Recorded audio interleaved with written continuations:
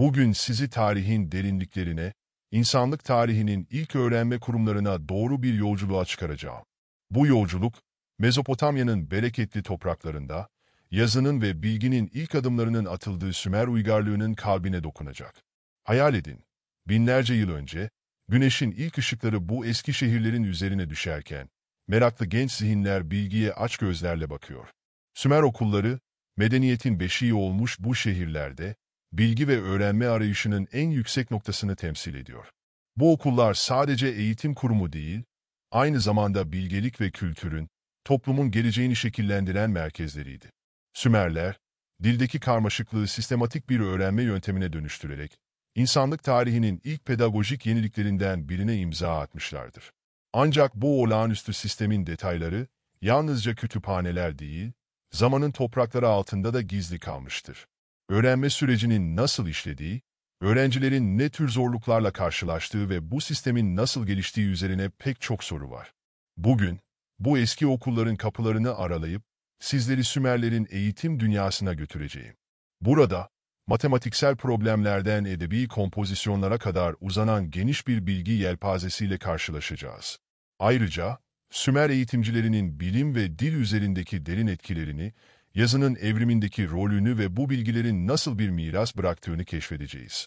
Ancak tüm bu detayların ötesinde, sizleri bekleyen en büyük sürpriz, Sümerlerin eğitim dünyasının arkasındaki insan hikayeleridir. Eğitimcilerden öğrencilere kadar herkesin bilgiyi arayışında yaşadığı serüven, aslında insanlık tarihinin özüdür. Hazır mısınız? O zaman, zamanın tozlu sayfalarını aralayarak, Sümer okullarının derinliklerine doğru bu büyüleyici yolculuğa çıkalım. Sümerler, tarih boyunca uygarlığa olan katkılarıyla adlarını altın harflerle yazdırmış bir medeniyettir. Bunlar arasında belki de en önemli yenilik, çivi yazısının icadıdır. Yazının ilk filizleri, doğrudan Sümer okullarında yeşermiştir. İlk yazılı belgeler, günümüz Irak'ında yer alan Uruk'ta bulunmuştur.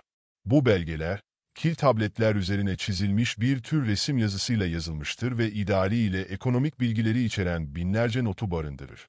İçlerinde yer alan kelime listeleri, o dönemde yazı öğreticilerinin eğitim kitapları hazırlamayı düşündüklerini açıkça göstermektedir. Gelişme ise yavaş bir süreçte, yüzyıllar boyunca ilerlemiştir.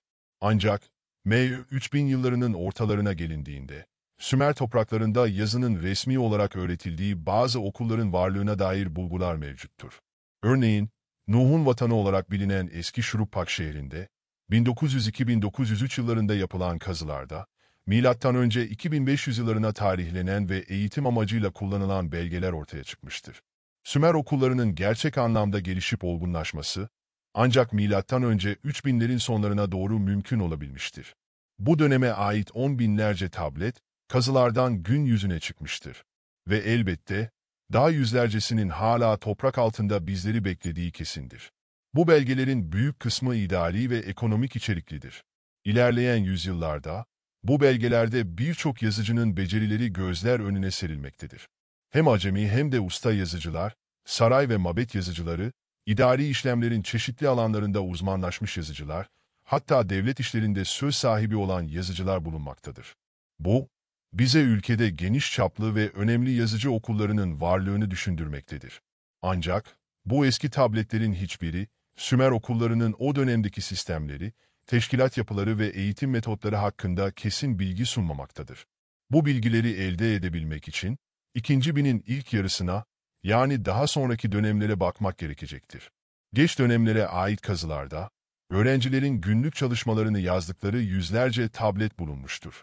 Bu tabletler, okula yeni başlayan bir öğrencinin ilk karalama yazılarından, neredeyse mezuniyet aşamasına gelen öğrencilerin dikkatle kaleme aldıkları yazılara kadar birçok örnek sunmaktadır. Ancak, o dönemin defterleri yerine geçen bu kil tabletler, Sümer okullarının eğitim yöntemleri ve müfredat programları hakkında doğrudan bilgi verememektedir.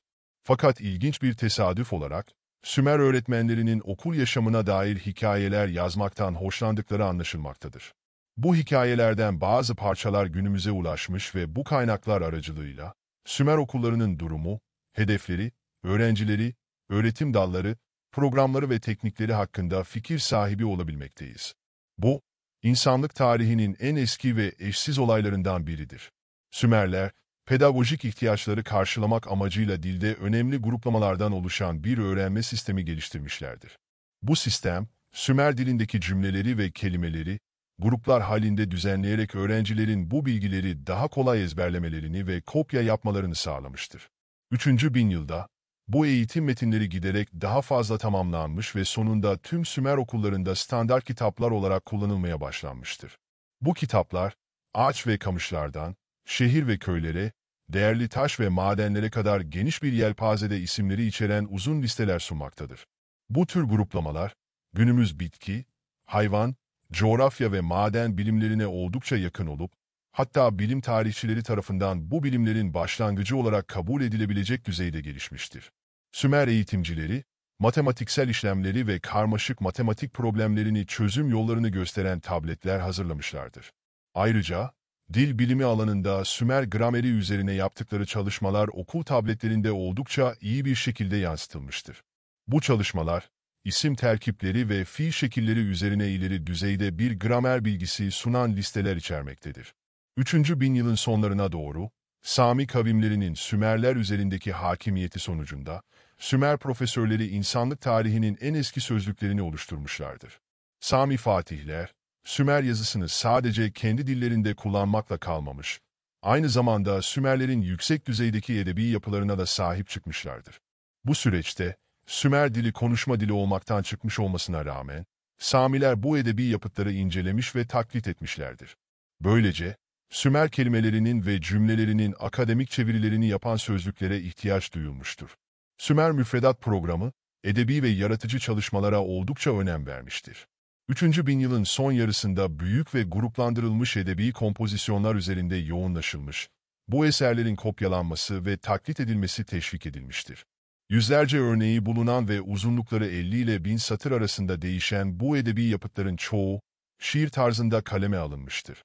Bu yapıtlar arasında, Sümer tanrı ve kahramanlarının maceralarını, kahramanlıklarını yücelten mitolojik ve destani konuları, tanrı ve krallar için yazılmış ilahileri, şehirlerin düşmanlar tarafından yakılıp yıkılmasına dair ağıtları, atasözleri, hayvan masalları ve bilgelik öykülerini içeren eserler bulunmaktadır. Sümer harabelerinden binlerce edebi tablet ve parça çıkarılmıştır. Bu tabletlerin pek çoğu öğrenciler tarafından acemice yazılmıştır. Ancak, Sümer okullarının öğretim yöntemleri ve teknikleri hakkında elimizde yeterli bilgi bulunmamaktadır. Öğrenciler sabahleyin okula geldiklerinde, önceden hazırladıkları tablet üzerinde çalışıyorlardı. Sonrasında, ağabey olarak bilinen öğretmen yardımcısı, öğrencilerin kopya yapmaları ve çalışmalarını sürdürebilmeleri için yeni tabletler hazırlıyordu. Daha sonra, öğretmen yardımcısı ile okulun babası, öğrencilerin kopyalarını kontrol ediyor ve doğru olup olmadığını denetliyordu. Sümer öğrencilerinin eğitimlerinde ezberlemenin büyük bir rol oynadığı açıktır. Öğretmenler ve yardımcıları, öğrencilerin kopya ettikleri edebi metinleri ve çeşitli listeleri inceledikten sonra onlara sözlü açıklamalar ve bilgiler sunuyorlardı. Ne yazık ki, o dönemin eğitim, din ve edebiyat hakkındaki öğretmen görüşlerini yansıtan bu sözlü dersler yazıya dökülmemiş. Dolayısıyla bu bilgilere ebediyen sahip olamayacağız. Bir gerçek ise açıktır. Sümer okulları, günümüzdeki okullar gibi sürekli bir yükselme eğiliminde olmamıştır. Disiplin amacıyla dayak kullanımı yaygındı. Öğretmenler, öğrencileri başarılı olmaları için ödüllendirip teşvik ederken, hatalarını ve beceriksizliklerini düzeltmek için dayağa başvuruyorlardı. Öğrencilerin yaşam koşulları da oldukça zorluydu. Sabah güneş doğarken okula gelir, güneş batıncaya kadar okulda kalırlardı. Okul döneminde bazı tatil günleri olsa da, bu konuda net bir bilgi bulunmamaktadır. Öğrenciler okula çocuk yaşta başlar ve yetişkinliğe kadar eğitimlerini sürdürürlerdi. Öğrencinin ne zaman ve hangi alanda uzmanlaşacağını tahmin etmek oldukça ilgi çekicidir. Ancak, bu konuda detaylı bilgiye ulaşmak ne yazık ki mümkün olmamıştır. Eski Sümer okullarının yapısı hakkında Mezopotamya'da yapılan kazılardan elde edilen bazı yapılar, okul olabileceği düşünülen yapılar arasında yer alır. Bunlardan biri Nippur'da, biri Sippar'da, diğeri ise Ur'da bulunmuştur. Ancak, bu odaların yalnızca bir ev odası kadar büyük olduğu ve bol miktarda tablet bulunmasına rağmen okul olduğuna dair kesin bir işaret bulunmamaktadır. Bu nedenle, bu tahminlerin doğru olup olmadığı belirsizdir. Bununla birlikte, 1934 ile 1935 kışında Fransız araştırmacılar tarafından Nippur'un batısında ve uzak bir bölgede bulunan Mari'de, pişmiş tuğladan yapılmış sıralar bulunan 2 oda keşfedilmiştir. Bu durum, buranın bir okul olabileceği fikrini desteklemektedir. Ancak, bu odalarda tablet bulunmaması, bu benzetmenin doğruluğunu sorgulamakta ve sonuç olarak kesin bir bilgiye ulaşmak zordur. Son olarak, çocukların bu öğretim sistemi hakkındaki düşünceleri ve hisleri hakkında bilgi edinmek için 4000 yıl önce yazılmış bir Sümer hikayesi, bazı yanıtlar sağlayabilir.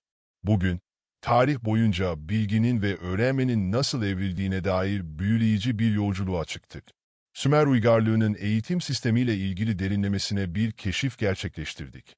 Bu kadim uygarlığın yazının ilk adımlarından eğitim yöntemlerine kadar sunduğu yenilikler, sadece geçmişin değil, aynı zamanda bugün ve geleceğin eğitim anlayışının da temellerini oluşturuyor.